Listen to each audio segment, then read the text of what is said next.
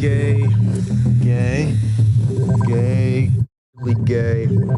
Yes! Finally! We're talking about the best movie ever made. Just kidding, this movie's dog shit, but I love it. It's so good. And I even came prepared with Monster. Because today, we're talking about the one and only Gamer. This is not something you can control. It's a fake ass wall right here. It's an action sci-fi movie that came out in 2009, starring Gerard Butler and Ludacris. And Logan Lerman and Dexter. We'll get there. I'm so excited. I've had this dog shit movie on my to talk about list for years, and I just never got around to it, and I just figured, let's just do it, baby. Let's just do it. Why not? Everybody else is talking about the Super Mario movie. I don't give a shit about that. Maybe in a year I'll talk about those movies. You know how we do it on the Elvis the Alien channel. We like to talk about movies years after they come out. We're very topical over here. And now for a quick word from our sponsor. Mother's Day is right around the corner, and you're lucky you clicked on this video because I have the perfect gift for your mom. Whether she's going for a morning walk, running errands, or talking on the phone, Raycon's Essential Open Earbuds would make an amazing gift. Because they're open ear, she can listen to music or podcasts while still hearing what's happening around her. The sound stays clear and balanced without feeling closed off from her surroundings, keeping her safe and aware. It's a thoughtful Mother's Day gift, and honestly, it's also great to pick up if you want a pair for yourself too. And right now, you can grab them for 15% off. I have a pair myself, and I can confirm that they're amazing. I never realized how much I hated standard earbuds until I got these. They're incredibly comfortable, you hardly even know you're wearing them. The sound is crystal clear. They're extremely lightweight, so you can hardly notice that you're wearing them. And you can easily do things like exercise without worrying about them falling out. They can give you 8 hours of playtime, and they have 36 hours of battery with a charging case. I charge them maybe once a week. I love them so much because I can wear them all day without worrying about whether or not I can hear what's going around me. I don't have to worry about them falling out. They're extremely comfortable. Honestly, they just become part of my daily routine. If you'd like to get a pair for your mother or for yourself, click the link in the description box or go to buyraycon.com/ElvisTheAlien YT Open to get 15% off the Essential Open Earbuds. Thank you so much to Raycon for sponsoring this video. Now back to the review. So let's talk about the movie that exists purely for us gamers. This is a big day for me, all right? This is a very big day for me. The movie starts with Sweet Dreams playing in the background by Marilyn Manson. You'll soon realize how edgy and awesome this movie is. Marilyn Manson, not a controversial figure at all. Gotta energy up! I know it's not the white monster, it's a crime. The movie then tells us some years from this exact moment. I have never in my life seen a movie tell me that the movie I'm watching takes place some years from this exact moment that I'm watching the movie. This will be a pretty silly thing to read for that one kid who watches this movie in the year 2100. Most movies take place in a future within their universe, right? You know, like Blade Runner, stuff like that. It makes a lot more sense in those instances. In this movie, it's like, I don't care what time period you're living in. I don't care if you're on Mars watching this shit. This movie's taking place in the future. We're then shown a bunch of buildings with advertisements playing on them. There's like these projections on the buildings of people's faces. It's usually just one of two people, those being Michael C. Hall and Gerard Butler. Like, it's kind of weird. Have you ever tried using a projector in the daytime? It doesn't work very well. So these are super projectors. Either that or the bricks and the glass windows that these projections are on are actually all digitalized, like little mini computers or screens that just kind of like flicker on. It's the future, dude. It's the future. It has to make sense because it happens later on. They advertise a game called Slayers and the player Cable, which is Gerard Butler. His name is Cable. At least that's like his gamer name. It's his gamer tag. My name's Tillman. There he is, projected onto the side of this building, right next to the Mountain Dew advertisement. This really is a gamer movie for gamers. Did you drink my Mountain Dew? Let me smell your breath. Where's the Doritos ad? And then they show us advertisements all over the world. Like everybody's playing the Slayers game or whatever. Everybody knows about it. It's like Mickey Mouse. The advertisements look so fake. Look at this one in the desert somewhere. The advertisement is way too bright and clear in comparison to the setting it's in. I am very convinced that's actually there. We then join the live-action Call of Duty game, Slayers. Gerard Butler is going in. There's explosions everywhere. It suddenly glitches and then goes into slow-mo. There's fast zooms, super shaky cam non-stop. The cameraman was drunk on rollerblades or something. But don't worry, the editor saved the day with epic computer glitch effects that are non-stop. They happen all the time. And then they have this one guy teabag a corpse. Like, cool, dude. That's something that that gamers do. They teabag corpses in games. We gotta put that in. It's relatable. Fucking teabag them. This feels like a movie Keemstar would like. You know what I mean? And not ironically, like he just likes this movie because he thinks it's awesome. Okay, anyway, that statement will make a lot more sense as I continue. This entire combat sequence and all of them going forward are incredibly headache inducing. Like, what the hell was that? 1/2 second of this rising blurry cam into nothing. Like, cool, editor, why'd you put that in? I know you expect all the people watching this to be high on coke or something, but what if I'm smoking weed, dude? Gamers love weed. They'd be very confused by this movie. Dexter is in this movie too. Yeah, Michael C. Hall plays a tech billionaire named Ken Castle. He has some very profound words to share. We live in society. We visit society. Which one's more real, really? What the fuck is he talking about? Oh, of course. He's referencing this real life Sims game he created called Society. I'm surprised there wasn't a Joker meme in here. Is Society in this movie what Mark Zuckerberg hoped Horizon Worlds would turn into eventually? Because that shit died fast. Ken Castle in this movie is a very quirky dude. Rickety dickety doo. Rickety dickety doo. He says. Why did you say that? We had that on t-shirts back in 2010. God, this Ken Castle guy is cool as hell. You can tell. I love his pit stains. He's like if Elon Musk actually had some brains, because this Ken Castle guy actually invented stuff. So yeah, he has 2 games that he created, Slayers and Society. Within these games, you can sell your body essentially to these games, so players can control your body and make you do whatever they want. I hope they're being paid a lot to do this. And later in the movie, they make it seem like the people giving their bodies over to these games aren't doing the best financially. They make this very clear via Cable's wife later in the movie. Because she's not making a lot of money, she's kind of forced to give her body over to this game so she can pay her bills. So it's not like the people doing this insane shit are making a ton of money. Right. Like, I would assume that would be the case. If some whack job out there can use my body to do whatever they want with it, I would want to be paid like millions a month. I mean, maybe even more.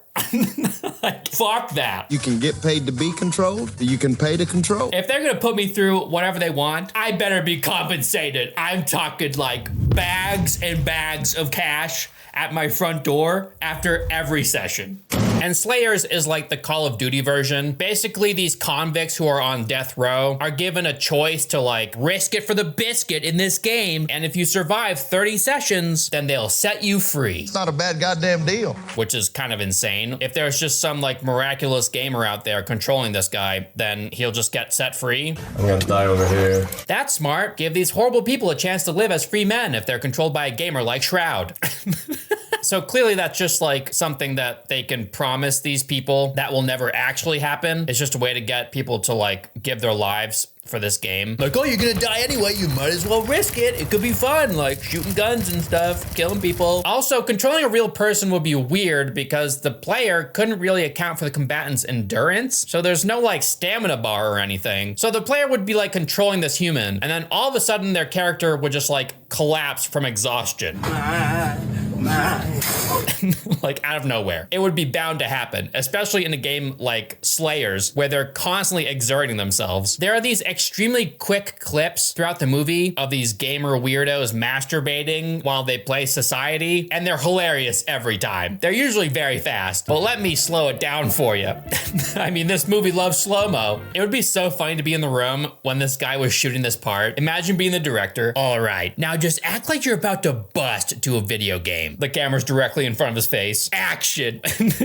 During an interview, Ken Castle defends Slayers by telling us that all of the combatants were death row inmates and were given the choice to play the game. Also, Michael C. Hall's accent for this character is so forced, it's impossible to take him seriously. Hey, this is Josh. This interview is hosted by someone named Gina Parker Smith, and she's supposedly there to debate Ken Castle. We then find out after the interview that the show is sponsored by Slayers. Sponsored by Slayers. Can you imagine being an audience member and watching this interview, and then immediately after the interview, we get an ad for the thing that they're debating about? Nobody would take it seriously. People would be shit-talking her all over the internet if this was real. I know it's kind of like a joke in the movie, right? So yeah, Ludacris hacks his way onto the network and warns the people watching at home about Ken Castle and his games. I would go on and on about how ridiculous all of this is, how nobody in their right mind would support games like Society and Slayers. But you know what? After living as an American for a while, nah dude, this stuff tracks. Completely realistic. We get a scene of the Slayer combatants after the game. They're surrounded by guards. They're playing basketball. The saturation is so low and the color grading is so dead. It looks like they're all on the surface of the moon. Cable picks up sand like he's in the movie Gladiator or something. Like, chill, bro. This movie's not that serious. I guess the color grading is done this way to make Cable's flashbacks more obvious or something because they're a lot more colorful. But there are better ways to do this. You know, like blur the border or something. I don't know. I think the color correcting guy went a little overboard. We learned that Cable is 3 games away from freedom, so he won 27 games in a row. That's insane. Do you know how hard it would be to play 27 games in a row of like Battlefield or Call of Duty without dying once? That would be difficult even if you knew like the perfect camping spot on every map to hide. I gotta say, this must have been the easiest job ever for Gerard Butler. The guy has like 3 lines in the entire movie. What you in for? Like, for the most part, he just kind of like sits there looking all sullen. He's a very serious guy. He's perfected this look over the years. He just kind of like does that throughout the entire movie. He has a tattoo on his arm that reads, "I am right here with you." And it bothers me so much that the A in am is capitalized. I would be so mad if I got that tattoo. It makes it look so weird. Why is it like that? Anyway, Cable has a wife and daughter that he wants to get back to. That's his driving motivator to win these games, even though he's not controlling his own body. It makes a lot of sense. We get an oversaturated scene from inside Society because all of the Society scenes are like super oversaturated. Bloodhound Gang is playing in the background. It makes for a very goofy scene. Apparently some parts of this IRL game are like digital because people glitch out at points and then a bird glitches out of existence. It's very confusing, like what's real and what isn't. So this woman is Cable's wife and she's being controlled by this greasy obese man. It's fucking hilarious. He snacks on a bowl of waffles that he dunks in a vat of syrup. Like, god damn it.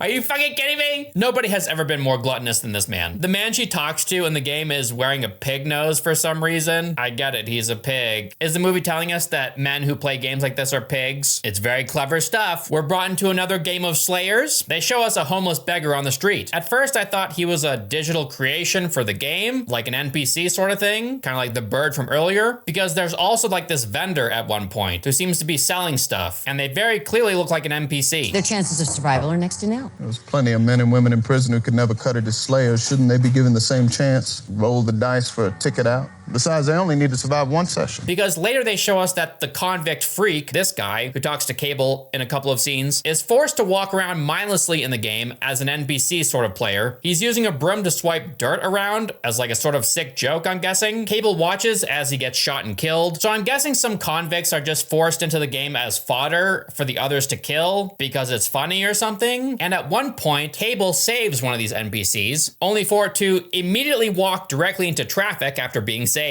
Can't say I didn't try. Like, what was the point? Isn't the only objective to like survive the match and get to the save point at the end? Why even bother saving this NPC? It's kind of unclear what the objectives are in each game. It seems to me like the only thing they need to do is to survive the match. If this were the case, I think there would be a lot more people camping. They'd be sitting in a corner, waiting for someone to walk by so they could shoot them, and they would slowly make their way to the save point. They wouldn't be running out in the open, shooting everything that they see, hoping for the best, you know? Because that seems to be the majority of what happens in these games. And the games will constantly glitch out. It's so weird. Like, isn't this all supposed to be really happening? Why does the movie try to convince me that it's like a computer game too, when it's not? Like, I get it, movie. It's supposed to be like a video game, but it's not a video game. It's actually happening. The editors made this movie nearly unbearable with the over editing. The glitch edits into slow-mo and then sped up footage. It feels constant. It's like I'm watching YouTube montage parodies from 2015. I love how Cable is supposedly being piloted by a god gamer because he survived nearly 30 of these games so far, but then they show us his gameplay and he's playing identically like a bot from Battlefield, jogging down an open street, shooting every once in a while with threats all around him. Shut up, fish. There's a moment where Cable's about to be shot, but a woman on Cable's team comes out of nowhere and shoots through the floor of the building she's under to kill the man who was aiming at Cable. How the fuck did she know he was there? This next part might be the most unrealistic scene in the entire movie. We see a group of women in a bar in LA cheering on the deaths in the Slayer game, so that would never happen. Then we see a bunch of people in suits in London also cheering on this game. I guess they all get dressed up for murder. And then we see other parts of the world. For a movie that came out in 2009, it did a great job prophesizing the 2026 gamer. Gay. So here's Logan Lerman plays a gamer named Simon, and he's the guy that controls Cable. His gaming setup is this huge dome screen that he sits in the center of. It's very futuristic, but it makes no damn sense. It looks like it'd be a complete nightmare to control. For some reason, Simon has people constantly FaceTiming him, but he never accepts any of these calls. They just kind of pop up at any given time, at any given angle, all around him. I can't imagine a more annoying game system. In the next scene, Ken Castle is speaking with two other men about Cable, and right in front of them is a gigantic screen displaying the sweating and shaking Terry Crews. But these guys aren't like looking up at him like they should be, right? Instead, they're fixated on his giant right pec. Every player in the game is trying to take him out, this guy says, referring to Cable. Are you sure about that? Because it doesn't seem that way to me from what I've seen in the game so far. Ken Castle's way of talking and his mannerisms are so goofy. I get it, he's supposed to be like this weird billionaire guy. You know what? I concede. It makes sense. Later, Cable talks to this guard about how the connection works between Slayer and player, how there's a slight ping delay between the inputs and outputs, but somehow every time Cable pulls the trigger, he says it's him doing it. No idea how he can make sure that that's the case every time. I'm the hand. Someone somewhere else is the eye. Sometimes they take over completely. It makes no sense. Unless he has this sort of like understanding between himself and the player, which can't be possible because it's confirmed that the gamers can't talk to their slayers when Cable says this. It's me. It's me. Gamers can't talk to cons. I know. Cable and Simon only start talking once Simon downloads a mod that allows them to. So Cable having any control over anything he does makes no sense. Terry Crews plays a guy named Hackman. He has a scar all the way around his neck, leading me to believe that they like chopped his head off and like messed around with him a little bit and then put his head back on. They never show this happening, but like, okay, in the future they can do that. This guy is always staring at Cable and convulsing. It's like he has rabies or something. He was put in the game by Castle for the sole purpose of killing Cable. This movie tries to convince us that Cable and Simon are like this unkillable powerhouse duo. How Cable's drive to see his family again gives him this like uncanny ability to survive existing in a near constant war zone. How combined with Simon's gaming prowess, they simply can't be stopped. That would only make sense if they could communicate somehow, but they can't. In fact, before Simon used the mod that allowed them to communicate, they were essentially fighting each other for control, right? Turn me around. This should make them both significantly less effective, not more. When Hackman talks to Cable in the locker room, he implies that the fact that he's not being controlled makes him a more deadly combatant. And Cable, with the knowledge that they're trying to kill him, says to Simon, "Turn me loose if you want to win." You want to win?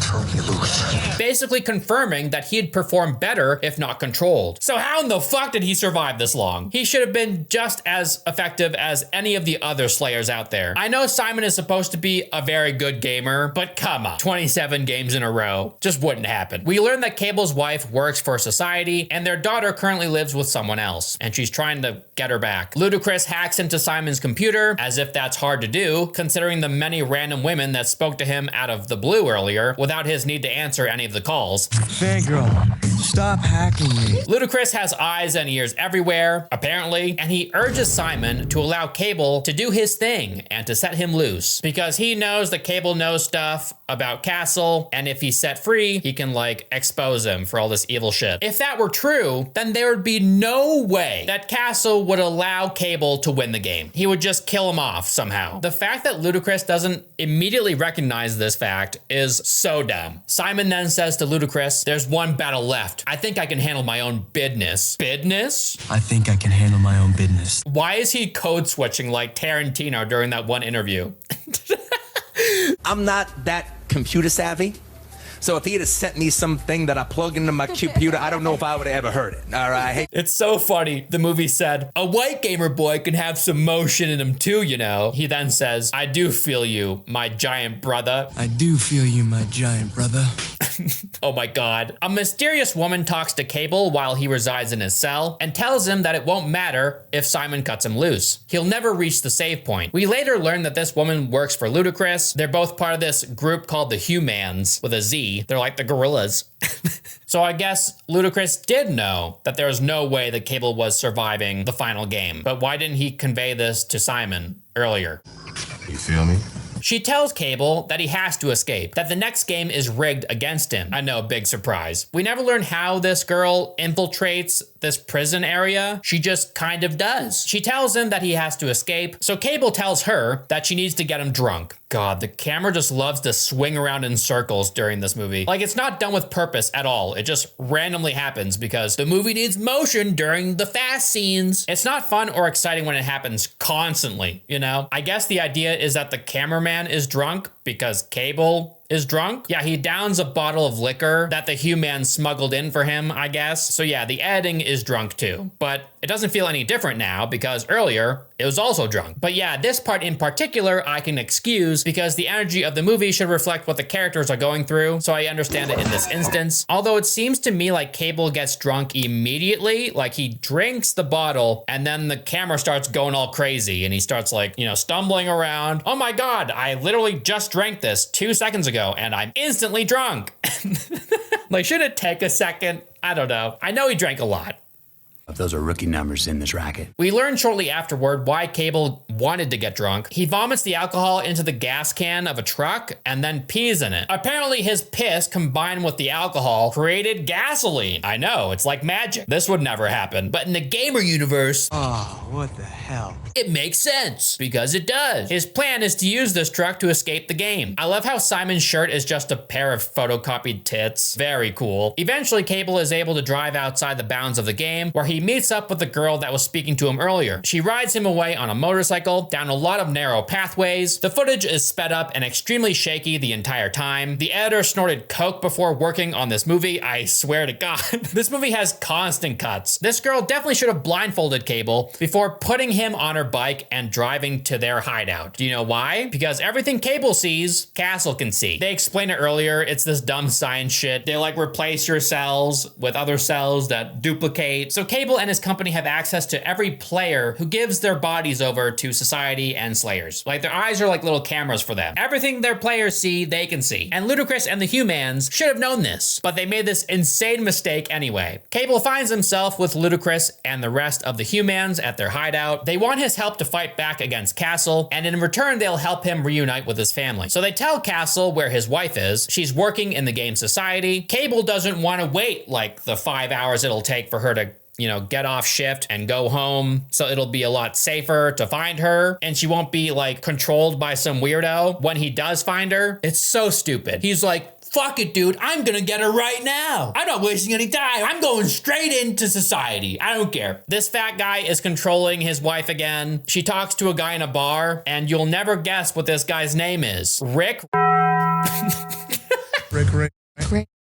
And he definitely laughs like someone with that name. Cable finds his way into the apartment where his wife is about to have sex with a psychopath. Like, this Rick guy digs in his pants to find his dick, like he's digging in a giant coat pocket for some change. What is he doing? So Cable Bane Batman's the weirdo, and he tries to save his wife, but he's immediately stopped by Hackman. Pretty ballsy and stupid for Cable to barely exit one game, only to jump right into the next. And they're both owned by the same guy. What are you doing? Wait for her to get off shift, you dumb fuck. Why didn't Ludacris or any of the Humans suggest this? Oh my God. Like, this game is heavily surveilled by Castle Castle and his team. It makes no sense for him to do this. And he just rushes in without any backup whatsoever. I mean, good on him for saving his wife, I guess. But this guy really knows no other tactics than go in guns blazing and leave. There's this long headache-inducing scene in a nightclub as Cable and his wife are pursued by Castle's goons. The talk show host from earlier saves him because she wants to get a story from him for her show. Simon is apprehended by the police. Back at the Humans base, they inject them with this substance that can temporarily shut off the connectivity between Cable's wife and the fat guy and Castle's systems, I guess. They should have injected her immediately when they found her in the van. They should have injected Cable immediately once they put him on the bike earlier. Oh my God. I don't get it, dude. How can so many people be so stupid in one movie? It's really baffling. So yeah, obviously, everything that Castle's wife saw up to this point has also been seen by society. So Castle should definitely know who picked them up and where they ended up just by looking through her eyes up until this point. But nobody brings this up. They're so stupid. They show us the incident that landed Cable on death row. He was forced to commit a murder via brain hijacking. Cable gets his wife back. The fat guy's out of her head now. He then learns that his daughter is being held captive by Castle. Simon is released from prison. He returns home to find that many people have hacked his system to shit talk him. I know, the internet is very mean. Later we get this scene that I think is meant to be badass, but just looks corny as hell. It shows Cable walking toward the camera at night. Like, look behind this guy. It's so clearly a green screen shot. It looks like ass. So yeah, he's infiltrating Castle's building to get his daughter back. He just kind of walks in and finds his daughter sitting there with a huge screen behind her. Oh my God, there she is. That was convenient. He rushes toward her like a dog after a bone. Wow, I can't believe it was this easy to find her. There she is, sitting alone in an abandoned building, just waiting for me to pick her up, like she's waiting after school. Cable shoots gun good, but he doesn't think good. Castle tells him over an intercom that obviously it's not actually his daughter. This is fake. Cable walks downstairs to be greeted by Castle, who starts performing an extremely cheesy dance number with a bunch of brain-controlled convicts around him, and they're all dancing with him. He directs Cable's attention towards a screen that shows him that Ludacris and the Humans have been infiltrated. Oh my God, I can't believe that happened. Obviously that would happen. They're all fucking morons. Anyway, Cable kicks the shit out of all of these guys. He does it very easily. It kind of makes sense because all of them are being puppeteered by Castle, and he only has so much brain power, so he can't exactly send them all at Cable at the same time because then he would need to control all of them at the same time. Oh wait, he can do that because he was using them all to dance simultaneously. Why didn't he use them all to jump Cable simultaneously? No, let's do it Assassin's Creed style, dude. Send them at him one at a time. That'll be more funny. Afterward, Cable follows Castle to a basketball court. He reveals to Cable that he has a supervillain brain. He can basically control anyone dumb enough to have this brain surgery done so they can partake in his games. Some of the Humans were able to escape, and they used their super duper hacking skills to show what Castle is currently doing to people all around the world to destroy his public image when it should have been destroyed already. You know, these games are kind of insane. Castle has his men deliver Cable's family to him so Castle can force Cable to kill them, but Cable is able to resist. Simon partially gains access to Cable again, so they're having this like Pokemon psychic battle, kind of. Cable kills Castle in a way that I thought was silly at first, but the more I thought about it, it might be one of my favorite parts of the movie. He says to Castle, "Look at the knife and imagine me stabbing you." And so Castle can't help but do it. Look at this knife. Imagine me sticking it into your gut. I'm in danger. So it might seem silly that Castle kills himself just by being told to do it. What an idiot! Oh, what a loser! But I think this is actually what would happen. It's kind of similar to like the pink elephant test, which is a psychological phenomenon that illustrates the difficulty of suppressing thoughts, particularly visual ones. When someone is told not to think of a pink elephant, many people find it hard to avoid the image, demonstrating what is called the Romeo and Juliet effect, where the more you forbid, the more you think about it. But in this case, it kind of works the same way because of course Castle doesn't want to stab himself, but his brain imagines it happening anyway. Think about it. Make it real. So yeah, Cable gets his family back. After Castle dies, it's fucking hilarious. Cable talks to one of the guys that was working for Castle and he's like, "Shut it all down." And the guy's like, "All right, sounds good to me." Boop. And they just shut it down and the world is good again. Everybody's released. This multi-billion-dollar empire and these two games that were extremely popular are just shut down overnight. It's that easy, dude. Shut it off. just cut off the head of the snake and it all comes crumbling down. No, that wouldn't happen. Someone else would take over. They would do some like PR shenanigans to try and repair the company. Cable would probably be arrested for murder because everybody watched him kill Castle with a knife. Like everybody saw this happen. Anyway. Forget all that. Cable's free. He has his wife and his daughter. They're driving. Everybody lives happily ever after, dude. This movie's so stupid, man. I love it though. It's amazing. Thank you so much if you made it this far in the video. If you'd like to support the channel and watch some behind the scenes stuff on specific videos like my Twilight video, for example, and if you want to talk to me directly in my private Discord, you can do that by going to patreon.com/ElvisTheAlien, and you can join all these lovely people scrolling up the screen right now. Thank you so much for watching, and I'll see you in the next one. Bye-bye.